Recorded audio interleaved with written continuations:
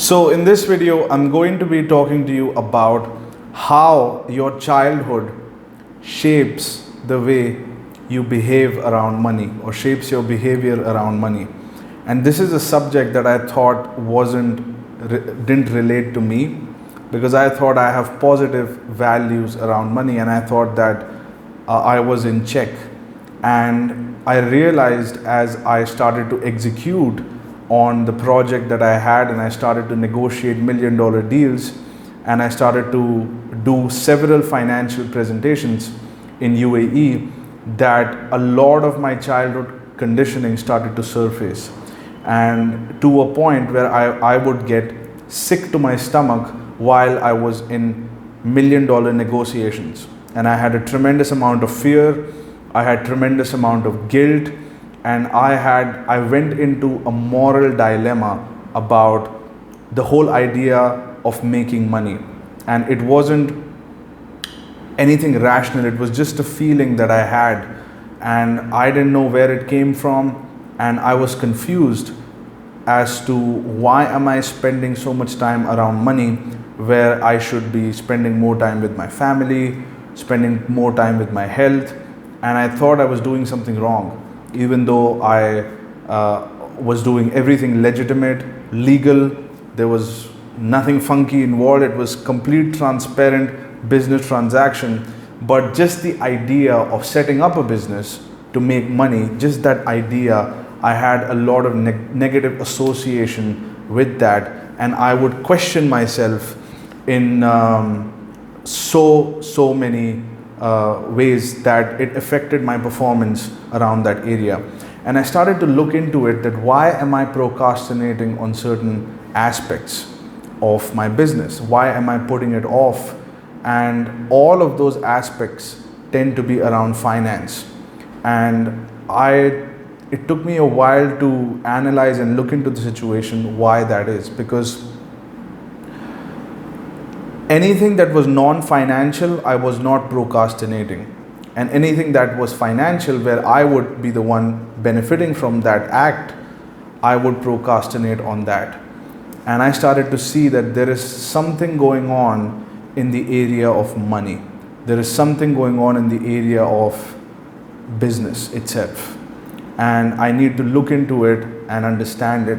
And then I started to find teachers who talked about it, how there is a middle class mentality or poverty mentality, where you grew up in a humble neighborhood and you tend to think like the people that you grew up with, and your thoughts and your ideologies are formed when you're really young, and you don't question them, you just believe them, and they're not factual, but you just tend to believe them. So I went through a process of writing down various things about my childhood and discovering and uncovering what my underlying ideology was around money. And to do this, I went back in time. I started to make a list of all the people in my family and my friends and my teachers, and I started to I even interviewed them. So I called them and I interviewed them. What was our family's value around money? How did they handle money? And the response that I got was that you should make enough only to survive, and you should only take what you need and a little bit extra just for emergency purposes. But beyond that, it's not good to have too much money. And also, you should only take what you need, and you should never borrow. Borrowing money is extremely dangerous, and it's very risky, and you should never borrow money to get into business. You should always stay in the limits. You should always ask money in limits. You should be in limits, and everything has to be according to needs. And needs are important. Beyond that, it's just a waste of time and it's a wasted effort, because too much money is not good. Too much of anything is not good. And too much of greed is not good. Then you're being too greedy, you're being too selfish. So if you happen to make extra money, you should give it away to charity. That extra money after the emergency, beyond that extra money is for others. You should do things for other people. You should give it away but it should not, you should not keep it, because it will corrupt your mind and it will corrupt who you are, and actually corrupt people have a lot of money. And I started to see that I had this association, and then I started to map out all the media that I had consumed and all the moral books in my childhood. You know, in the childhood we used to have these moral books where you read, and it has got lessons around greed and selfishness. You would see that there is a common theme where the person who's too selfish gets punished by life or by society or by people. And you learn early on that being too selfish or asking too much for yourself is a crime, and it will get you in trouble. And then I grew up, I started to watch movies, and it had, you know, briefcase full of money and guns associated with it, and all of that was associated with the bad guys. You know, you see Mission Impossible, all the villains are living in the villas and having diamonds and all kinds of luxuries and people working for them, and Tom Cruise, our heroes, are in some dungeon, you know, on a laptop with limited resources, trying to take over these group of villain. And there are these subtle stories. You have Titanic, where the guy who gets the girl is actually the guy who didn't have money, and the guy who has money is very boring, and the girl is not happy with the guy who has money, and he's a little bit superficial. He thinks that he can buy the love of the girl using a bracelet, but actually it's the other values, you know, the adventure that Jack Dawson wanted to do with this girl, that was important, you know.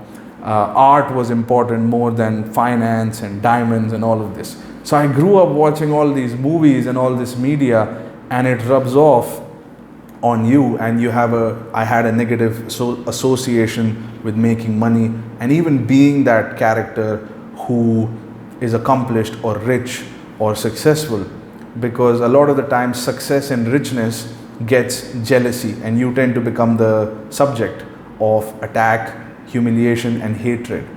And I started to notice that when I did start to see some success, financial success, when I went back to visit my childhood friends, I would see hatred in their eyes more than pride. And I faced a lot of that. So I started to see this. And to give you a perspective of how powerful association can be of the content and what you have observed, I was just walking down the golf course today, and I saw a rainbow. There were some sprinklers on the water sprinklers on the golf course, and they had some rainbow on it. And immediately I went, oh, it's the LGBTQ flag. And I was like, wait a second, you know, since childhood, whenever I would look at a rainbow, I would think it's a beautiful rainbow, or I would think of the treasure chest at the end of the rainbow.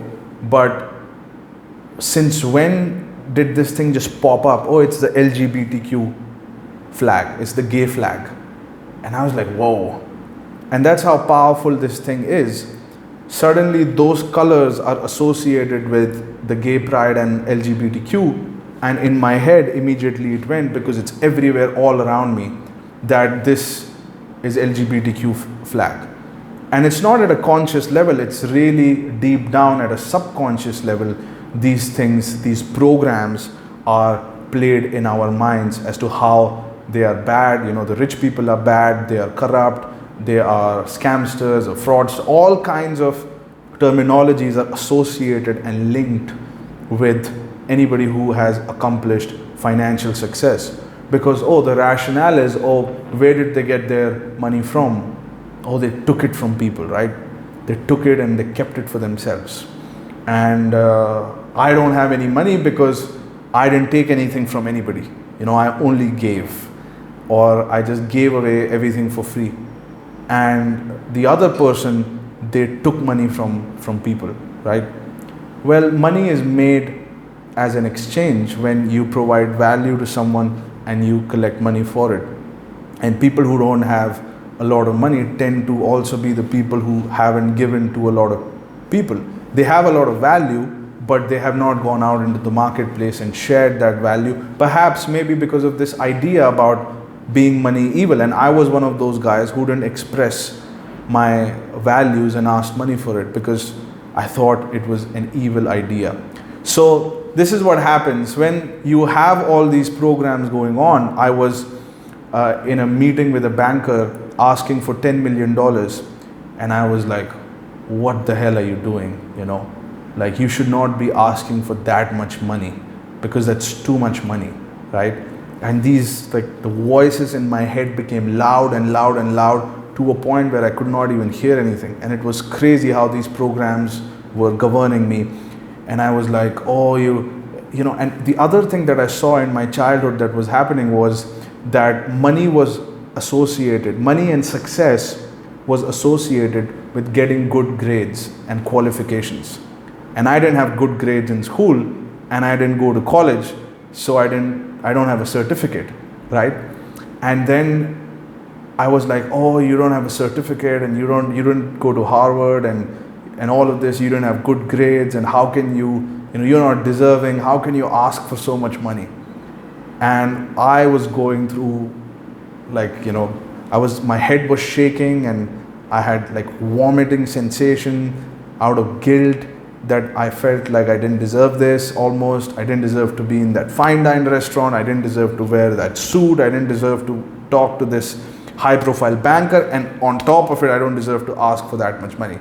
Well, the truth is that the banker does not give a shit about my grades in school. The banker wants to lend to an asset that's producing cash flow. He's not saying, imagine someone from Harvard went and say, I want $10 million, and he says, okay, what are you putting on the line? What's the collateral? Oh, it's my certificate, or it's my degree, or it's my stupid graduation photograph. That's what I have to put on the table. The banker would ask the guy to fuck off, because banks lend money to people who bring assets and cash flow to them. They're not looking at the college degree. This is not a job interview, but I was treating it as a job interview. What if they ask me whether I went to Harvard or Oxford or not? And they didn't, because they don't care. In fact, a lot of the people in UAE, businessmen who came from very humble backgrounds that did not grow up with anything, and some of them did not even finish school, who end up becoming billionaires. And there are many success stories like that, because finance and money moves to people who bring assets. Debt moves towards assets, and it has nothing to do with Harvard or Oxford or any of the universities. But that's the ideology that was also planted. So I said, so these are the things that were there. Money is evil. People who have money are corrupt and evil. Debt, don't take debt. Don't ask for more than what you need. And you need to have good grades, and you have to be qualified and stamped. There has to be a stamp of a university. Only then you can enter into doors. Otherwise, all the doors are closed for you. Degrees are not that important, but you need a degree to get in the door. Well, that's bullshit. If you want to get into the door, you need to make the phone calls, and it's just as simple as that. So I started to see that how mental barriers can actually stop progress, and you may want to hold yourself back, and they can pull you back into your comfort zone or into default, as a lot of the people say. And that's what I wanted to share with you, is that the bigger the ticket size that you're chasing, and I was chasing, and I'm still chasing $1 million deals and financing, the more louder these programs tend to be.